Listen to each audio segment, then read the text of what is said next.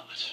Early word from the National Weather Service that a small tornado did touch down in South Texas earlier today, just north of Corpus Christi.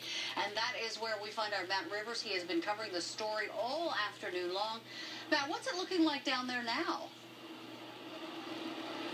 Ursula, we're in one of the harder hit neighborhoods, here in the town of Portland, Texas. Let's show you some of the damage we're seeing, mainly glass windows being broken in, 2x4s kind of getting whipped around from fences that were knocked down. And we're told that the damage, that kind of damage, is on par with tornadoes on the lower end of the scale, maybe an EF1 or an EF2. But as residents here on San Rafael Street can tell you, those smaller tornadoes can really pack a punch.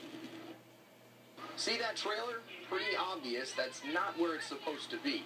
My neighbor come over and says, "Hey, we found your trailer. It's in my backyard."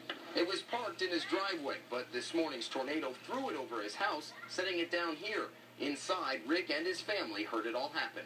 Sounded like people running around the house just beating it with a baseball bat.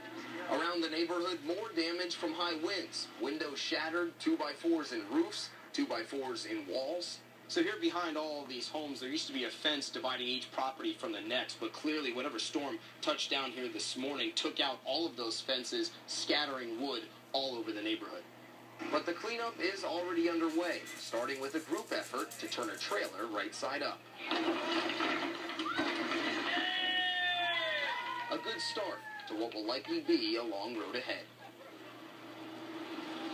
And so you can see the cleanup effort continuing with local volunteers helping people that they tell me they don't even know clean up this afternoon. As for that trailer, Rick told us that it was actually pretty heavy because there was go-kart equipment inside. He tells me that he and his son actually go up to New Braunfels a couple times a year to race, but he said after this morning's storms, he may have to put racing on hold for just a little while. We're live in Portland. Matt Rivers, KSAT 12 News. Definitely.